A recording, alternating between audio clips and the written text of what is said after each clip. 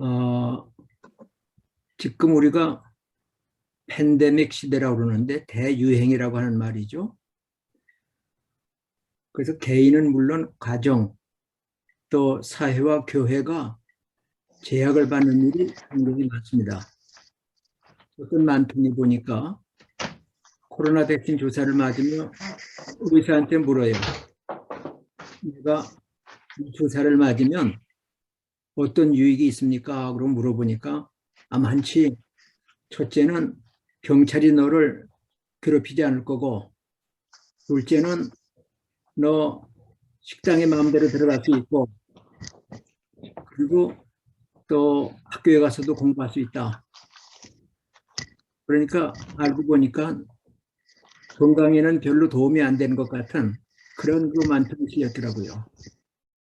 지금 우리가 3년째 코로나 대유행을 겪고 있는데, 포스트 코로나가 지나가서 일상을 회복할 수 있을 거냐? 많은 미래학자들이 과거로 돌아가긴 어려울 거다. 오히려 with 코로나와 함께 살 수밖에 없다. 그런 진단들을 하고 있습니다.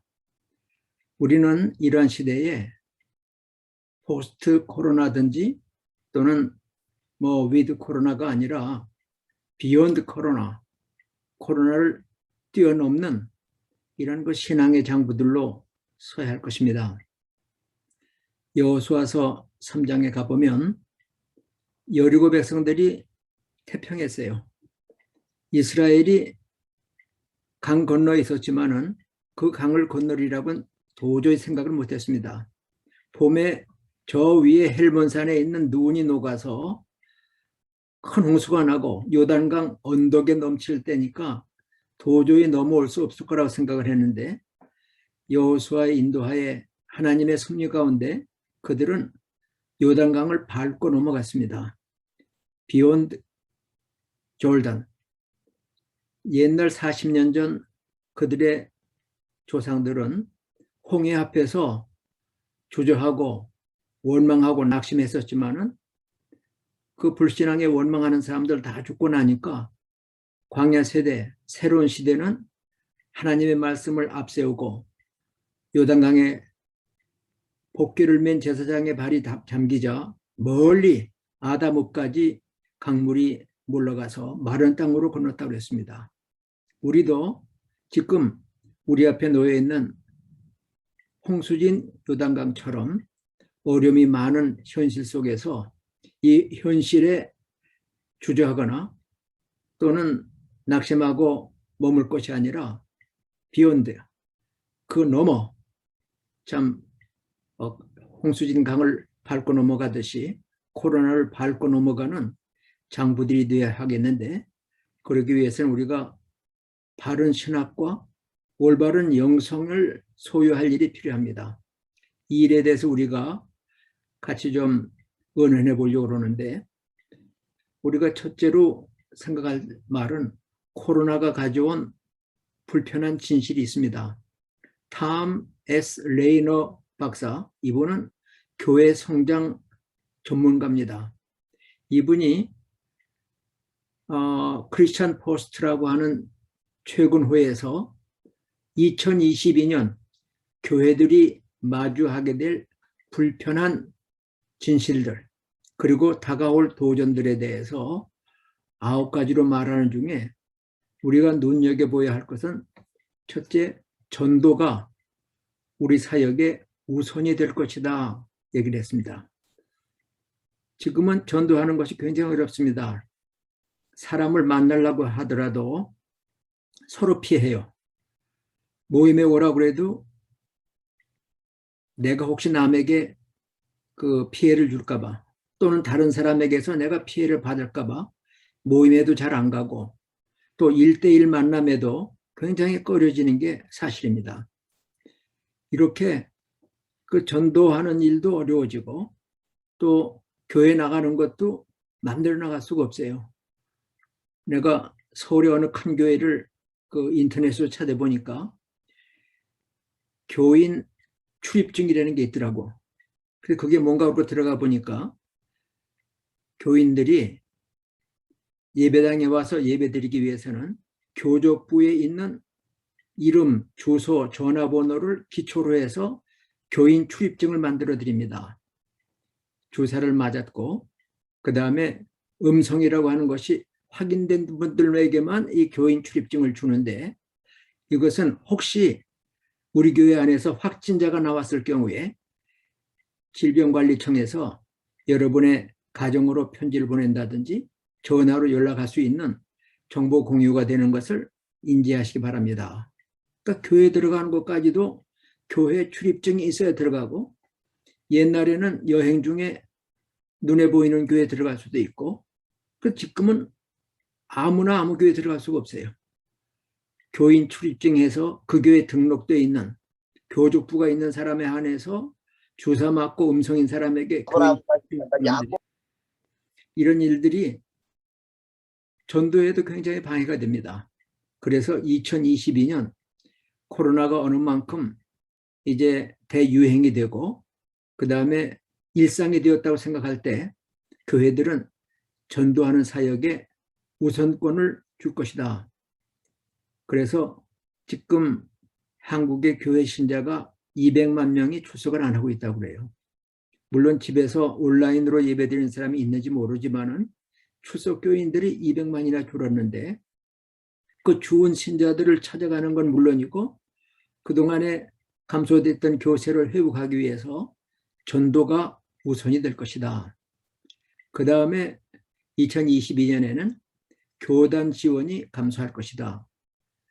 자원이 부족하기 때문에 교단에서 이제 개척하는 교회 또는 미자립 교회, 농어촌 교회 돕던 일들도 점차 줄어들 것이다. 그 다음에 파타임 사역이 표준이 될 것이다. 지금 북미에서 100만 명의 목회자 내지는 직원들이 파타임으로 일하고 있다고 그래요. 이것을 공동적 사역이라고 부르는데, 사회에서 일도 하고 주말에 와서 교회에서 사역도 하고, 또는 일하는 게 일주일 내내 안 한다 할지라도 몇 시간 나가서 일하고 그리고 교회 사역도 하고, 이러한 그 공동적 사역, 일과 사역이 병행될 것이다. 한국에서도 소식 들어보니까 통합 측 총회에서는 목사의 이중직을 허락하자, 이런 논의가 있었다고 그래요. 내가 안수 받을 때만 하더라도 1970년대 초반만 하더라도 목사는 하나님께 구별된 거룩한 성직이니 세상의 직업을 갖지 않는다. 그래서 이중직으로 일할 수 없게 했어요. 또 내가 75년에 미국에 유학을 왔을 때 어떤 신자들이 사모님은 뭐 하세요? 그래요. 집에 있죠. 내가 집에 있죠 하는 말은 아이들도 키우고 또 남편 뒷바라지도 하고 내가 외출 중에는 전화도 받고 그 목회의 일부를 담당하는 비서 같은 역할을 하는 거거든요, 사실은. 근데 그걸 뭐 얘기하기가 그래서 집에 있어요 그랬더니, 아, 마침 잘 됐어요. 우리 부부가 신자가 하는 말입니다. 비즈니스를 찾다 보니까 드랍샵이 있는데 거기에 부부가 하기는 너무 일이 적어서 사모님이 하시면 어때요? 그래. 그래서 제안은 고맙지만은 목사는 목회자의 가족까지도 책임지는 거다. 그 구약에 보면 레위인들에게 기업은 없다. 하나님이 기업이시다. 그러한 그 관념을 가지고 내가 일 안 하는 건 물론 집사람에게 무슨 잡을 소개할 때 아니라고 얘기를 했어요. 그러나 내가 공부하다가 그 큰 일이 앞에 있을 때, 그러니까 종합시험을 봐야 하고 또 논문을 작성해야 될 큰 일을 하는데 교회가 조금씩 발전해 나가니까 교회 할 일은 더 많고 공부하는 일은 고비에 달했고 그 집사람한테 의논했어요. 여보, 둘 중에 하나만 하더라도 심히 벅차다. 공부하는 일만 해도 어렵고 목회하는 일만 해도 어려운데 지금 목회 공부 둘 다 한다고 하는 것은 둘 다 온전하게 내가 감당할 수가 없는데 어떻게 하면 좋겠어? 그랬더니 당신이 기도하고 결정하세요. 그래. 그래서 집사람하고 나만 알고 교회에다가는 이제 담임 목사가 한 주간 동안 기도하러 기도원에 갑니다. 그리고 기도원에 가서 평소에 있던 성경을 그대로 계속해서 읽으면서 하나님 앞에 간절히 기도로 매달렸어요. 하나님, 어떻게 하면 좋습니까? 목회를 하게 되면 나와 가정은 편안할 수 있어요. 그러나 내가 휴직하고 온 우리 학교, 나를 기다리는 신학교에선 배신했다고 할 거거든요. 기도하는 중에 이건 내가 미국에 온 목적이 아니다. 목회하기 위해서 온 게 아니라 공부하기 위해서 왔으니까. 또 교회는 이만큼 성장했으면 이제 풀타임으로 얼마든지 유능한 분이 올 수 있으니까 난 교회를 사임합니다. 일주일 기도하고 집사람한테 이제 마음의 결심을 얘기하고 또 장로님 전도사님을 불러서 제가 이 교회에 올 때 공부하는 거 알고 계셨고 또 내가 이 공부를 하기 위해서 지금 굉장히 어려운 둘 중에 하나밖에 선택할 수 없는 목적인데 내가 목회하러 미국 온 게 아니라 공부하러 왔으니까 이해하십시오. 그 교회에다가 사임하고 학교로 갔어요. 그때 내가 학생이니까 우리 사람에 나가서 일했습니다. 근데 지금은 레이너 박사가 지적했듯이 파타임 사역이 이제 표준이 될 것이다.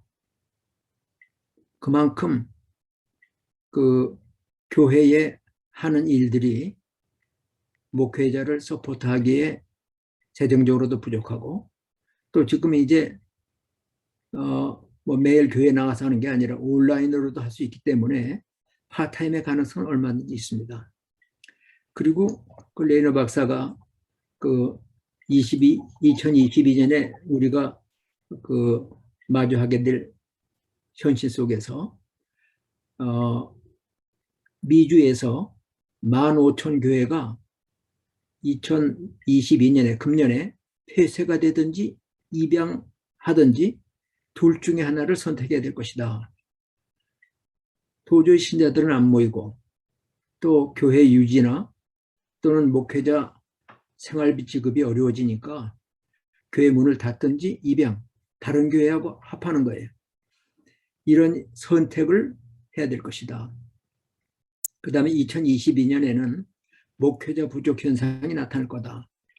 교회는 교회대로 자기 교회에 적합한 목회자가 없다고 그러고 목회자는 목회자대로 그 교회에서는 목회자 쫓아내는 교회고 목회자에게 굉장히 하드 타임을 주는 교회이기 때문에 그 교회는 오라고 해도 안 간다. 그러니까 교회에서는 적합한 사람이 없다고 그러고 목회자 입장에서는 그 교회 갈 형편이 안 되고 그러다 보니 목회자가 부족한 현실이 올 거다. 내가 있는 필라델피아 인근에서도 목회자를 구하기 위해서 내가 은퇴하고 미국에 왔으니까 후임 올 때까지 와서 강단을 지켜주십시오 그래가지고 어느 지역을 얘기하면 곤란하지만 필라델피아 시내에 있는 교회 또 외곽에 있는 교회 몇 곳에 가서 후임이 올 때까지 말씀을 전했어요. 근데 그 후에 이제 궁금해서 장로님한테 여쭤봤더니 나갔어요. 두 교회 다. 그러니까 목회자들이 정착하지 못하고 자꾸 교회가 간섭을 하고 어려움을 주니까 목회자가 없어서가 아니라 적합한 사람을 교회가 못 찾고 또 목회자도 마음에 맞도록 자기 능력껏 목회할 수 있는 여건이 형성이 안 되니까 가기가 어려운 겁니다. 필라델피아에서 유수한 교회에도 지금 1년 넘게 목회자가 없다고 그래요. 거기에 유명한 사회 저명 인사들이 많아요. 일찍 온 그 이민 일찍 왔으니까 변호사, 의사, 그다음에 사업에 성공한 사람들, 이분들이 많이 있으니까 목회자를 하나의 고용인 취급을 해요. 그래서 목회자 마음대로 목회 계획을 세울 수 있는 게 아니라, 목사님은 재정엔 관여하지 마십시오. 목사님은 그 당회의 허락 없이 개인 임의로 신방하지 마십시오. 교회에 9시 출근해가지고 5시에 퇴근하십시오. 뭐 등등 목회 활동에 제약을 많이 주니까 와 있기가 어려워요. 이런 현상이 이제 2022년에 있을 것이다 얘기를 합니다. 그리고 한국에서도 6만 5천 교회가 있는 중에 2년 동안 이 코로나 팬데믹을 지나면서 만 교회가 문을 닫았어요. 그리고 미국에서도 5개 교회 중에 하나가 문을 닫았습니다. 이렇게 코로나 시대에 여러 가지로 목회자들은 목회자대로 어렵고 교회는 교회대로 어렵습니다.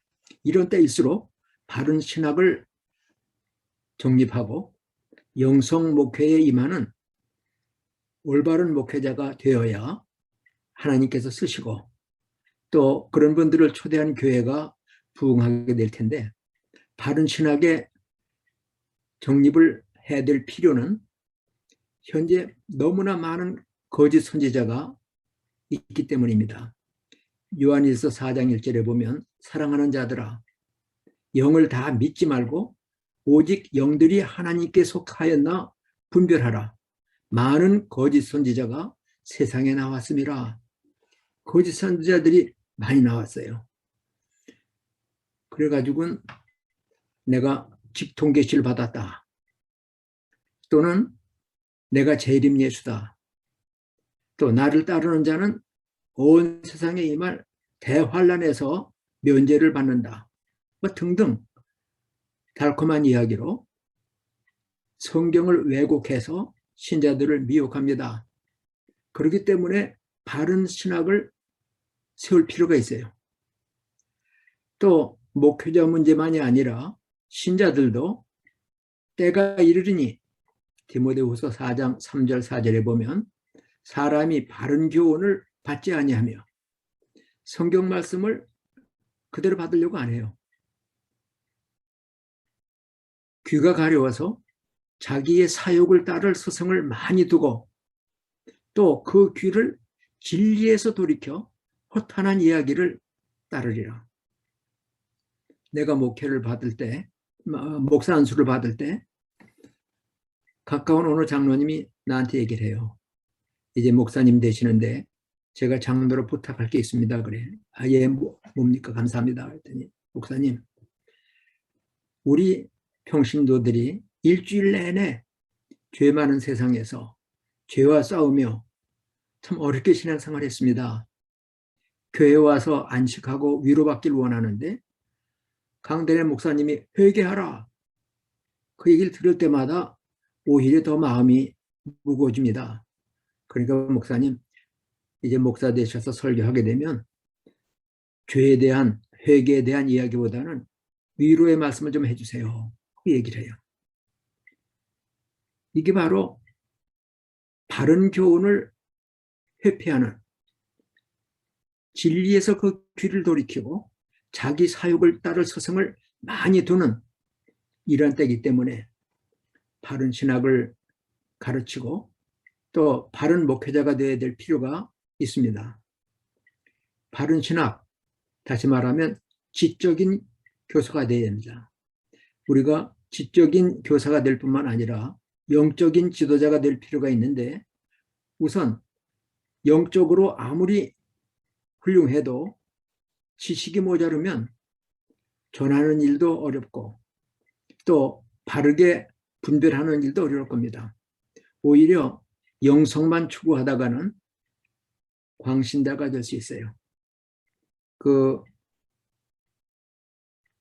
지나치게 이적이나 환상이나 또는 무슨 계시나 이런 데 집착을 해서 오히려 잘못 갈 수 있기 때문에 두 바퀴처럼 지적인 교사, 영적인 지도자. 이 두 가지가 같이 조화를 이루어야 되는데 바른 신학을 우리가 가르치기 위해서는 진리의 말씀을 올바로 분별할 수 있어야 됩니다.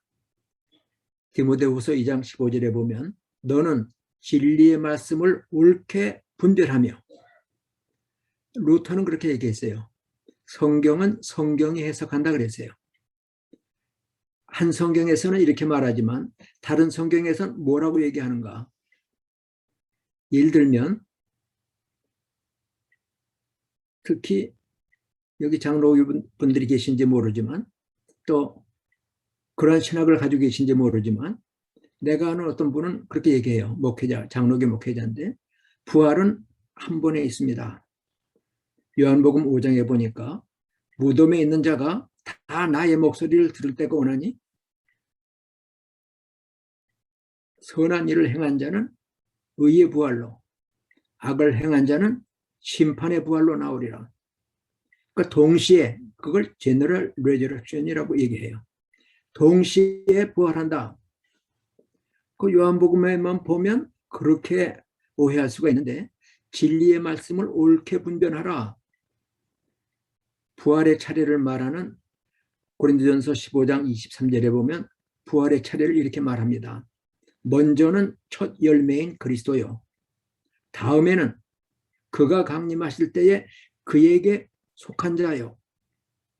그 후는 나중이니 나라와 권세를 아버지께 바치실 때라. 요한계시록 20장에 가보면 주님이 땅에 오실 때 목배임을 받은 자들의 영혼이 살아나서 환난 순교자들입니다. 공중에서 주님과 함께 강림했던 성도들과 함께 첫째 부활에 참여하여 1000년 동안 왕노를 하리라. 그러나 그 나머지 죽은 자들은 1000년이 차기까지 살지 못하더라 그랬어요. 분명히 요한복음 5장에서 말하는 한꺼번에 의인과 악인이 같이 다 부활하는 것처럼 보였지만 성경을 다 같이 연결해서 보니까 차례가 있는 거예요. 첫 열매가 그리스도요. 그가 공중에 오실 때에 그에게 속한 자요. 신자들이에요. 그리고 천년왕국 후에 죄인들이 심판받기 위해서 크고 흰 보좌, 백보좌라고 그러죠. 그 앞에 죽은 자들도 불신자들도 다 일어납니다. 그러나 차례가 있어요. 그래서 우리가 사도신경을 외울 때에 몸이 다시 사는 것과 우리 신자들이 부활하는 것뿐만 아니라 죄인들도 심판받기 위하여 몸과 영이 결합돼요. 영원히 사는 것을 믿사옵나이다. 천국에서만 영원히 사는 게 아니라 지옥 불구덩에 가서도 영원히 삽니다. 거기는 그들의 구더기도 죽지 아니하고 불도 꺼지지 아니하리라. 마태복음 25장 46절에 보면 그들은, 악인들이죠. 왼쪽에 있는 염소와 같은 그들은 영벌에, 오른쪽에 있는 양 같은 의인들은 영생에 들어가리라. 이렇게 인류의 운명이 악인이든 의인이든 신자든 불신자든 마지막 때는 시차가 있지만 다 몸과 영이 결합되는 몸이 다시 사는 게 있어요. 그리고 영원히 살고 있어요. 장소가 문제예요. 천국이냐 지옥이냐. 이렇게 우리가 성경 말씀을 옳게 분별해야 되는데 루터의 말대로 성경은 성경이 해석을 한다. 그러니까 뭐 직통계시를 받았다든지, 내가 아는 어느 목사님이 교단에서 7일 받게 됐어요. 직통계시를 받는다고 자꾸만 얘기하니까 그거 말고도 여자 문제도 좀 있고 뭐 복잡한 문제가 있어서 7일 한다고 나보고 그분이 설교한 내용, 그분이 쓴 간증집, 무슨 설교집 이걸 뭐 잔뜩 보냈어요. 그거 좀 조사해달라고. 근데 한국에 나간 지가 얼마 되지도 않았고 학교 일이 너무 바빠서 또 남을 정죄하는 일에 시간을 쓸 만큼 마음의 여유도 없어서 못하고 있다가 나중에 그 목사님 비서격으로 행정실장 하는 분이 있어서 그분 가끔 학교에 와요. 그래서 그 목사님이 왜 자꾸만 이런 그 시비에 말리냐, 이런 얘기가 들리는데 그거는 그분이 오해하든지 잘못하고 있는 것 같다. 그랬더니 한번 만나시겠어요? 그러자고 한번 만나자. 어디서 만날까요? 내가 학교 일이 너무 바쁘니까 멀리는 못 가고 학교 근처에 그 어느 그 부페가 있으니까 거기서 만나자. 그리고 가려고 그러는데 어느 부서에서 교육부에 들어갈 공문인데 급히 결제해야 됩니다. 나 지금 나가야 되는데 잠깐이면 됩니다. 그렇다고 아무렇게나 도장 찍을 수 없잖아요. 무슨 내용이냐, 어떻게 돼 있는 거냐, 도장 찍어주고 그 다음에 이제 차 준비는 다 했는데 떠날 준비는 돼 있는데 또 급히 뭘 또 결제를 맡아야 된다고 하니까 한 30분 늦었어요. 그래서 비서실 보고 어디에다 연락해가지고 급한 일 때문에 30분 늦는다고 좀 얘기해라. 그리고 만남의 장소로 갔어요. 그 엘리베이터를 타고 올라갔더니 그 비서실장 하는 분이 엘리베이터 앞에서 다 기다리고 있어. 근데 90도로 일을 하면서 목사님 와 계십니다 그래요. 그래서 목사님한테 안내하길래 죄송합니다 기다리게 해서 학교 일이 바빠서 조금 늦었습니다. 괜찮습니다 그래. 그래서 그 비서실장 보고 앉으시죠 그랬더니 아닙니다. 저는 저기 따로 가겠습니다. 담임 목사하고 가까이도 안 하려고 그래. 그래서 얘기를 하면서 목사님 직통 계시를 받는다고 하신다면서요. 예 그래요. 계시라고 하는 말, 레벨레이션이라고 하는 말은 신학적으로 하나님이 성경을 기록하는 저자들에게 하나님이 알려주시지 않으면 알 수 없는 사건들, 천지창조 때 누가 봤어요? 그런 일을 알려주시거나 또는 그들이 아는 일이라도 잘못이 없도록 기록할 수 있게 하나님이 역사하시는 것을 계시라고 그런다.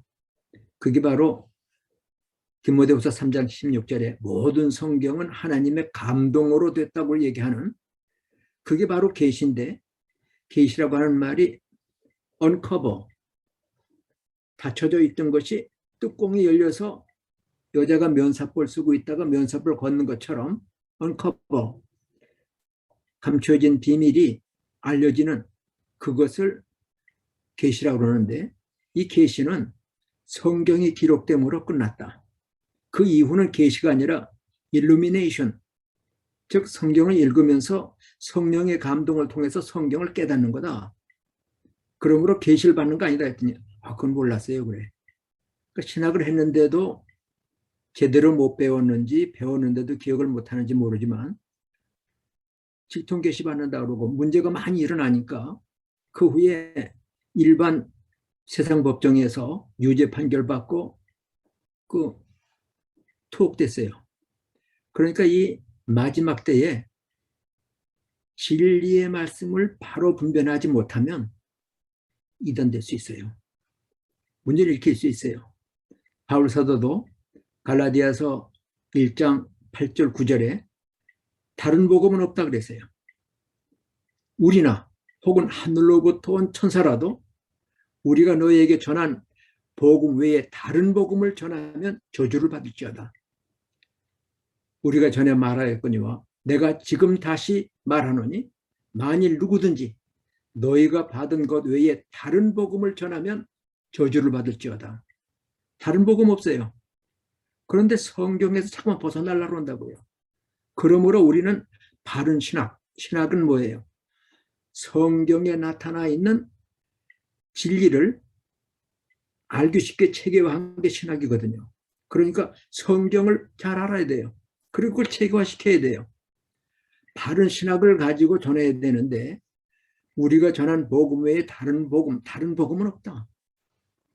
그러므로 우리가 하나님의 말씀을 옳게 분별하고 그리고 바른 복음을 전거해야 되는데 바울 사도는 고린도후서 4장 1절에서 이 직분을 맡아 하나님의 복음을 혼잡하게 하지 않고 오직 진리를 전했다. 하나님의 말씀을 혼잡하게 하는 사람들이 있어요. 말씀을 전하긴 전하는데 거기다 자기 생각을 집어넣어요. 성경의 말씀이 아니라 내가 뭘 계시를 받았다고 자기 뜻을 집어넣고 신자들을 미혹합니다. 한참 말썽이 많았던 특별히 코로나 때문에 세상에 알려지게 된 게 신천지예요. 자기들끼리 이제 새하늘 새 땅에 들어갈 수 있다고 비밀교리를 가르치면서 지금 세상에 있는 교회들은 다 사꾼 목자고 거기 있는 신자들은 다 속고 있다. 그들을 다 데리고 와라. 추수하는 일꾼들이 가서 곡식을 가져오듯이 추수꾼이라고 그래서 남의 교회 보내가지고 신자들을 데리고 오는 거예요. 이러한 다른 복음을 전하지 않기 위해서 우리가 신학을 바로 알아야 됩니다.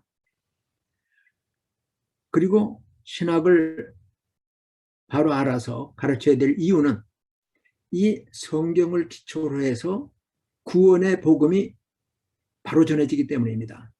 바울 사도가 디모데 목회자에게 디모데후서 3장 15절에서 또 내가 어려서부터 성경을 알았나니 성경은 능히 너로 하여금 성경이 능히 너로 하여금 그리스도 예수 안에 있는 믿음으로 말미암아 구원에 이르는 지혜가 있게 하느니라.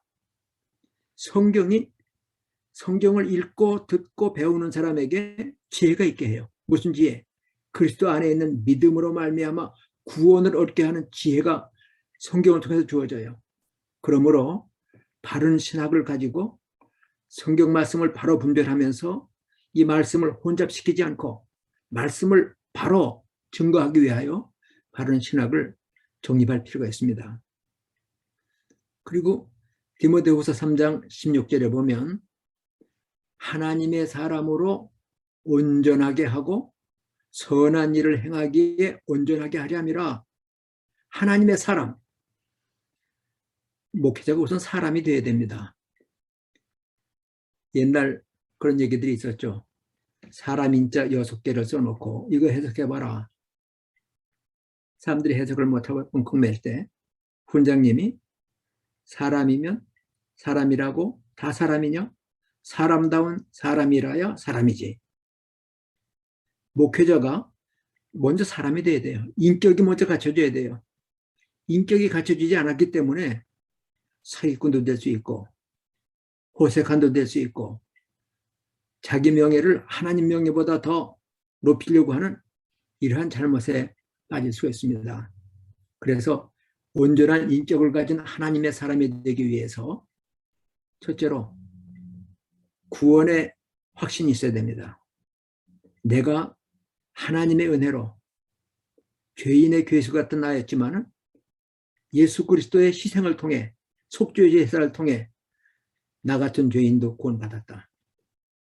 그리고 나에게 사명을 맡기셨다.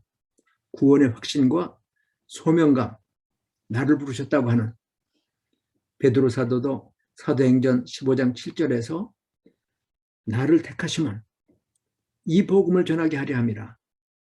바울 사도도 갈라디아 1장 15절에서 어머니의 태로부터 나를 택정하시고 이렇게 선택했어요.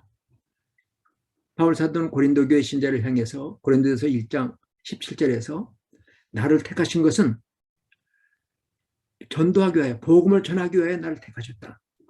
왜 내가 목사가 되고 선교사가 됐는가? 왜 나를 하나님이 부르셨는가 하는 소명감이 확실해야 돼요. 내가 신학교에 있을 때 학생처장 일을 봤어요. 4학년 학생들이 졸업여행을 간대. 그때 대한항공이 생긴 지 얼마 안 됐어요. 비행기 타본 사람들이 없어요. 그래가지고 서울에서 목포까지는 밤 열차 타고 가서 새벽에 목포에서 내려가지고 거기서 배 타고 제주도 가고 제주도 한라산에 올라갔다가 그 다음엔 비행기 타고 서울로 왔어요. 처음 비행기를 타게 되는데 봄에 여행을 갔다 왔습니다. 가을에 4학년 대연이 오더니 목사님 우리 기도원회 좀 가게 허락해 주세요 그래. 아니 봄에도 수학여행 며칠 갔다 왔는데 뭘 또 기도원회 간다 그러냐. 졸업을 앞두고 열심히 공부해야지 했더니 그게 아니고요. 졸업은 점점 가까워오는데 과연 내가 소명감이 있는가? 하나님이 나를 진짜 목회자로 전도자로 쓰려고 부르신 건가 하는 점에 있어서 마음에 확신이 없습니다. 그래. 심각하더라고. 그 일반적으로 하는 얘기가 신학교 들어갈 때 1학년 때는 목사가 된 것 같고 2학년 되면 장로가 된 것 같고 3학년 되면 전도사가 된 것 같고 4학년 되면 평신도만도 아닌 것 같다. 배우면 배울수록 자신감이 안 서는 거예요. 그래서 어떻게 해요? 교수회에다가 부의했어요. 이분들이 기도원에 가겠다고 그러는데 제가 말렸습니다. 봄에 수학여행 며칠 갔다 왔는데 기도원에 가면 또 공부 못하지 않냐? 그랬더니 이런 애를 얘기합니다. 졸업은 가까워오는데 과연 내가 신학을 졸업하고 하나님의 일에 헌신할 수 있는가? 이 일에 하나님이 나를 부르셨는가? 밤에 잠을 잘 수가 없답니다. 그랬더니 그러면 학생처장 인도에서 다녀오시오. 나 처음 가봤어요. 기도원에. 저 한탄강가에 있는 대한수도원에 도착한 다음에 학생들 모아놓고 도착 예배 드리면서 밤에 취침을 맺시다. 아침에 기상을 맺시다. 그리고 우리가 전체적으로 예배를 드리겠고 또 개인 기도 시간도 갖도록 하겠다. 그리고 이제 도착 예배를 드리고 취침 했더니 침대 없어. 사람들이 없어요. 어디가 정말 산에 다 갔어. 무슨 모여서 기도하고 밥 먹고 그러는데 밥 먹을 때도 안 오고 전체 모임도 안 오고 산에서 기도하는 거예요. 마음속으로 그들을 위해 기도하면서 얼마나 마음이 간절하면 밥 먹으러도 안 오고 잠도 못 자고 같이 모여서 예배 드리자 하는데도 가서 그렇게 기도하고 있어요. 그 학생들이 내가 가르친 학생들 중에서 제일 목회를 잘했습니다. 분명한 소명감을 가지고 신학교를 나갔기 때문입니다. 바울 사도가, 베드로가, 또 모세도 하나님의 소명을 받을 때에 아니라고 그랬어요. 나는 자격이 없습니다. 나는 말도 잘할 줄 모르고 또 40년 세월 양만 치다 보니까 그럴 수 있어요. 내가 여기 미국에서 목회할 때 어떤 분이 나한테 전화를 했어요. 근데 울음 반, 그 다음에 뭐 떨림 반, 또 말하는 게 우리말 같기는 한데 겨우 알아들을 정도예요. 목사님, 우리 아기가 며칠 젖을 못 먹었어요. 우유를 못 먹었어요. 나도 며칠 굶었어요. 그래. 깜짝 놀라가지고 아니 어떻게 그런 일이 있습니까? 어디 계신 분입니까? 주소 좀 줄 수 있습니까? 주소를 주더라고. 여전도 회장을 불러가지고 슈퍼마켓에 가서 우유도 사고 빵도 사고 또 몇 가지 생활할 수 있는 것들을 사가지고 찾아갔더니 미국 사람하고 결혼했던 사람이에요. 그런데 남자가 나간 다음에 오질 않는 거라. 그러니까 이 여자가 영어도 괜찮지 또 미국 사람하고 살면 한국 사람 교제를 안 했으니까 우리말도 거의 다 잊어먹었어요. 우리말 제대로 못해요. 그래서 내가 여기 사회보장국에 있어서 소셜 세큐리티에서 당신 같은 사람들 도와줄 수 있으니까 알아보든지 필요하면 내가 안내하겠다. 근데 나를 어떻게 알았냐 그랬더니 그 전화번호부에서 한국 교회를 찾다 보니까 목사님을 찾았습니다. 그래요. 모세가 40년 동안 양들하고 있다 보니까 말도 어눌해졌을 거고 또 나이도 80이 되니까 나이도 참 몸도 약해졌을 거고 나는 자격이 없습니다. 하지만 하나님께서 막 노를 바라시며 내가 너와 함께 있을 텐데 누가 입을 지었냐? 전 그러면 내가 아론 내 대언자를 세워주마. 어떻게 보면 강제로 막 끌어다 쓰신 거예요.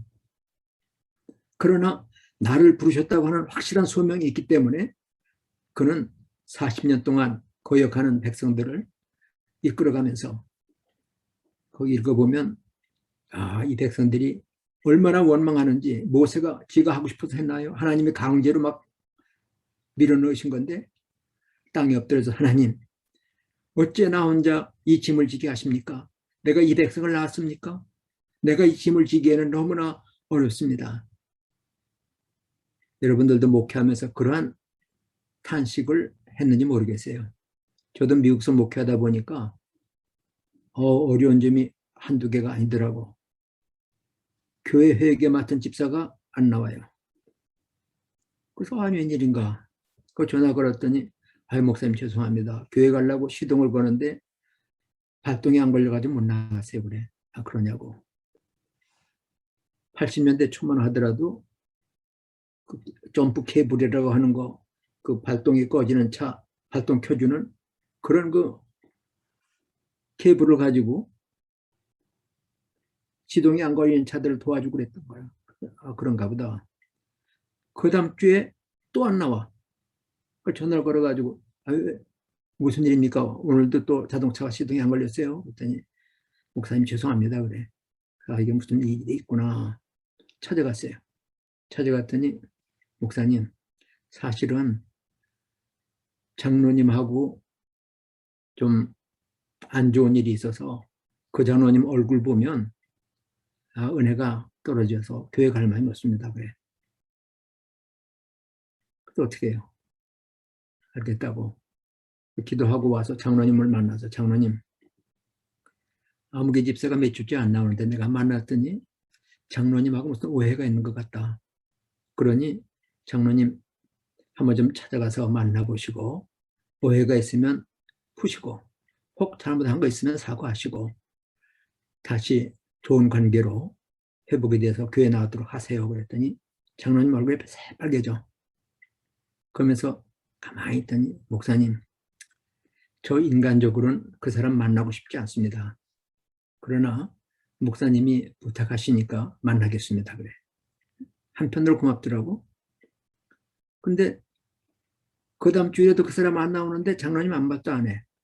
그래서 바빠서 못 갔는가 보다. 어떤 장로님 보고 만나라고 했으니까 그 다음 주도 또 안 나와. 그 장로님 내가 물었어요. 어떻게 다녀오셨어요? 그랬더니 예 그래. 그럼 좀 말씀을 하셔야지 궁금했는데 뭐 잘 해결하셨어요? 그랬더니 그게 아니고요.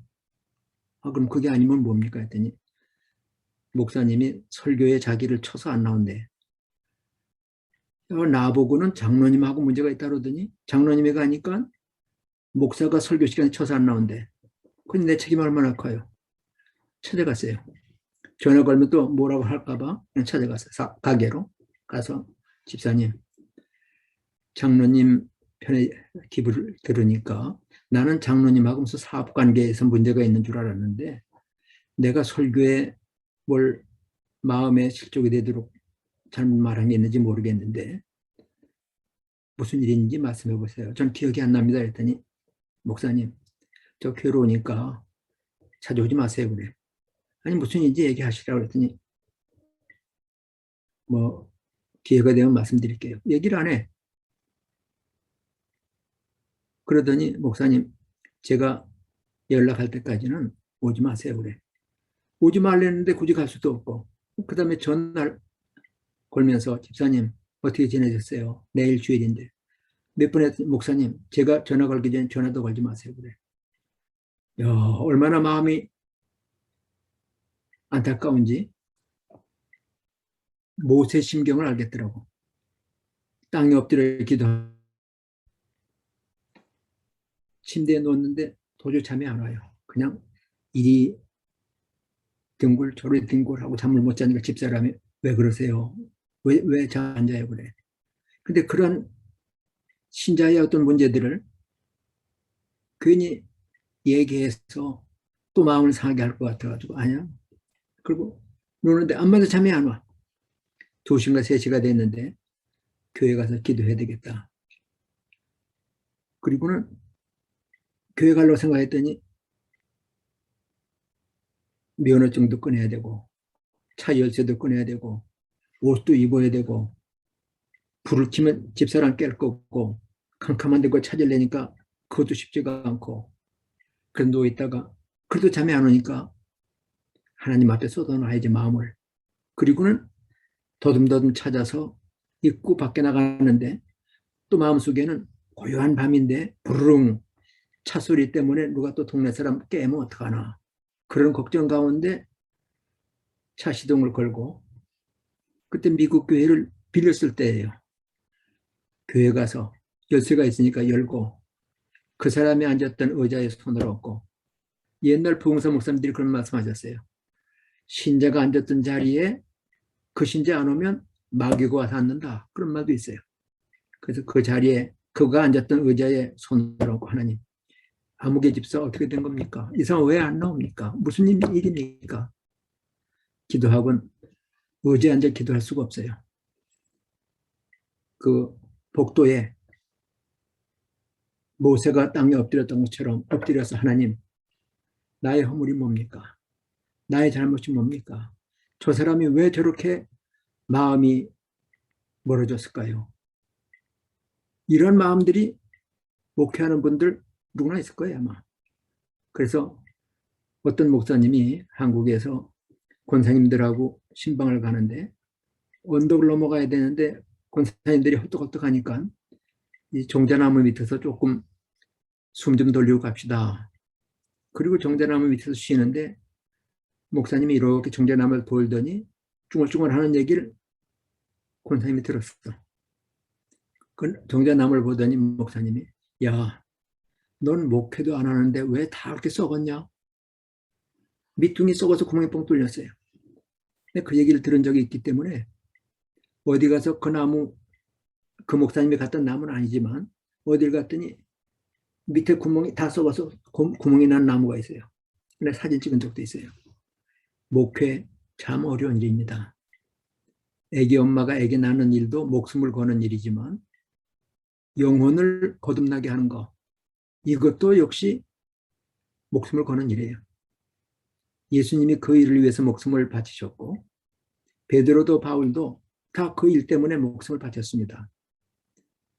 이 일을 맡는 자들에게 너희는 마음을 다하고 목숨을 다하고 뜻을 다하고 힘을 다하여 목숨까지 다해서 하나님의 일을 감당하라고 얘기했습니다. 이제 1시간 반쯤 얘기한 것 같은데 7시 반에 시작했나요? 55분 얘기를 했군요. 8시 반까지 6분 더 얘기하고 10분쯤 쉬었다가 물도 잡수시고 그렇게 하도록 하겠습니다. 네. 자, 지금 구원의 소명이 있는가? 구원의 확신이 있는가? 나를 이 사명으로 불러주신 확신이 있는가 하는 사실을 내가 학생초장 할 때 신학교 4학년 학생들이 몸부림치면서 그 소명 확인을 위해서 잠도 안 자고 밥도 안 먹고 기도하던 것처럼 다시 한번 확인해야 하리라고 봅니다. 지금부터 해서 한 10분 쉬죠. 네, 그러면 지금부터 35분에. 네, 35분에 강의 네. 다시 시작하도록 그렇게 하겠습니다. 네. 화장실 다녀오실 분들은 화장실 다녀오시고요. 35분에 다시 강의 재개하도록 하겠습니다.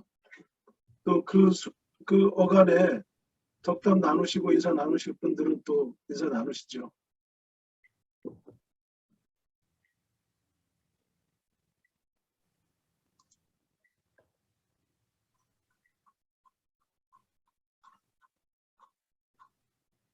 참 옛날이나 지금이나 이민교회들, 한국교회들 다 목회가 다 똑같겠지만 참 많이 힘듭니다. 그렇죠, 목사님? 그래요. 네. 인도에서는 소가 신이잖아요. 소를 안 먹는 건 물론이고 소가 고속도로에 딱 서 있으면 밀어내면 안 돼요. 그러니까 소가 지가 알아서 갈 때까지 차들이 다 서 있는데 양쪽에 차들이 꽉 막혀 있는데도 소가 안 움직이는 거라. 방법이 없잖아요. 그거 지가 알아서 갈 때까지. 한참 기다리더니 어떤 분이 가서 소 귀에다 대고 뭐라고 싹 도망가더래. 사람들이 놀라가지고 아니 뭐라고 그러길래 소가 도망가야 돼. 너 목회할래? 그랬더니 어떤 버전에서는 너 선교사 할래? 그랬더니 도망갔던 얘기도 있고. 네. 아, 예, 한번 들어봤던 것 같아요. 최진 목사님 인사 한번 드리세요. 얼굴 좀 보여주세요. 아, 잘 지내셨어요? 네, 총장님 안녕하세요. 저 성결대 신학과 국어학번 최진 목사입니다. 아, 그래요? 예. 네, 내가 잘 이름을 기억을 못해 미안해. 반갑네요. 아유, 총장님한테 조직 신학 배우고 총장님 그다음부터 강의를 안 하셔가지고 아, 그래요? 예, 특별히 바빠서 못했어. 나도 예, 아쉽게 생각해요. 예. 그러니까요. 저희 너무 명강이시고 저희 신학교 때 참 아까 하셨던 그 말씀처럼 저희 기도원 가서 그렇게 하고 그래요. 예. 아까 손 목사님이 소개할 때 초대 2대, 3대 총장이라고 그랬는데 얼핏 들으면 성결대학교 시작할 때 내가 총장했나 그런 오해가 있을까 봐. 그렇죠. 그건 아니시죠. 네, 학장은 그땐 성결교 신학교예요. 그렇죠. 교니까 예, 내가 5대 교장입니다. 교장이었고 그 다음에 대학이 된 후에 1대 학장이었고 예, 그 다음에 대학 졸업학교였기 때문에 1대 네, 총장이에요. 그렇죠. 그렇죠. 예. 그럼 학교가 다섯 번 하신 거예요? 62년에 학교가 시작이 됐기 때문에 내가 교수가 된 거는 73년에 교수가 됐고 또 학장이 된 거는 89년에 학장이 됐고 교장 그리고 91년에 학장이 됐고 음. 93년에 종합대학이 되면서 총장이 된 겁니다. 그러니까 성결대학교가 내가 가서 시작된 게 아니라 아니, 그 그렇죠. 네. 뭐 그렇더라도. 많은 분들이 시작했던 그 그래서 역사 제가 있는 총장님 있습니다. 그 교장하시고 학장하시고 총장하시는 걸 제가 학교 다니면서 다 뵀습니다. 그래요. 네. 예. 90년부터 97년까지 대학원까지 했으니까요. 그거 다 봤군요. 네. 예. 지금 어디서 뭐 하고 있어요? 저 노태철 목사님 심우하시던 제일교회에서 부목 하다가요. 예. 여기 워싱턴 지역에 그 지교회가 있어서 와서 교육 목사 하고 지금 개척해서 목회하고 있습니다. 워싱턴에서요. 그래요. 수고하시네요. 예. 아유, 총장님. 반갑습니다. 최진 목사님 저하고 같은 교단에 같은 노회에 소속되어 있는 목사입니다. 제가 그래요. 아주 좋아하는 목사입니다. 예. 네.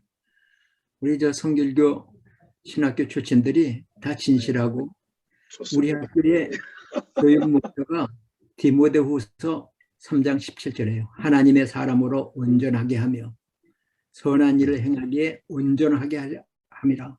하나님의 사람, 온전한 하나님의 사람, 선한 일에 온전한 사람. 이게 학교 교육 목표인데 이 목표에 따라 교육하고 학생들이 잘 또 수양을 받기 때문에 우리 학생들이 어디에 가든지 졸업생들이 다 열심히 하고 잘하고 있습니다. 감사하게 생각해요. 저희가 감사하죠, 총장님. 네.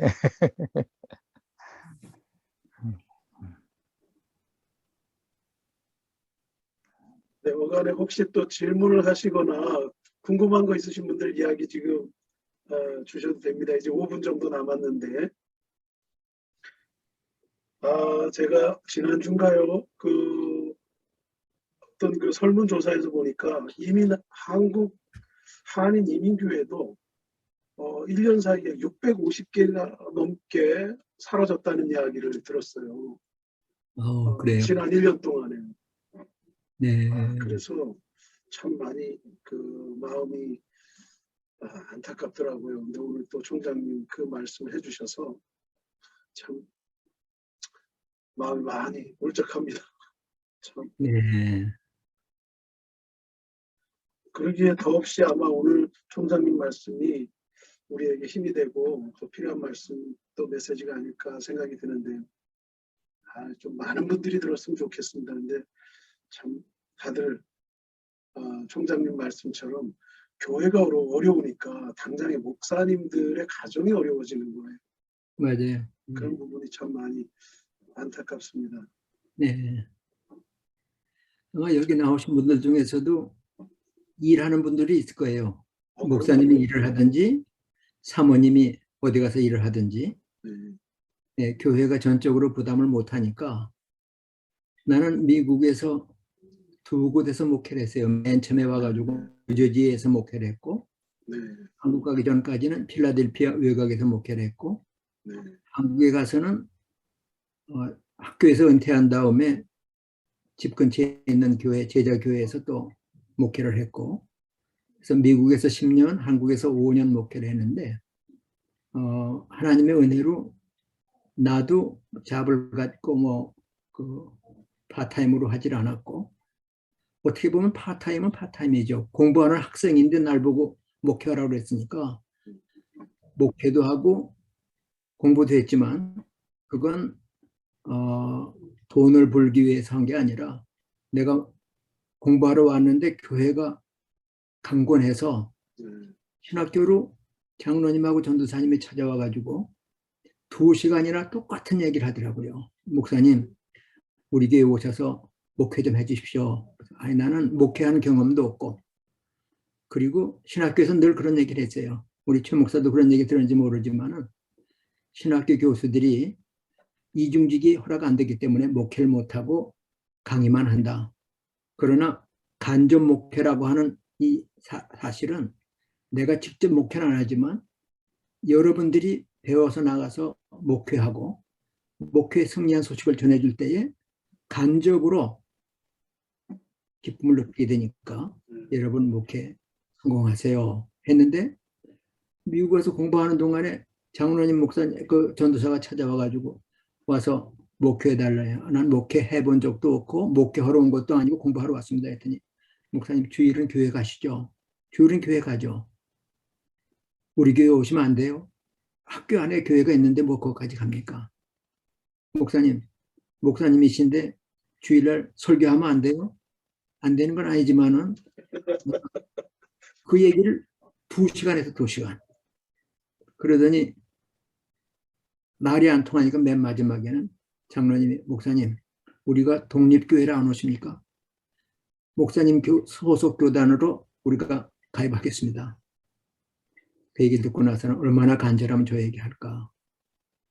75년에만 하더라도 그렇게 제자나 동역자들이 미국에 별로 없었어요. 내가 우리 교단으로 만들어 놔봐도 누가 이어줄 사람이 없을 것 같아.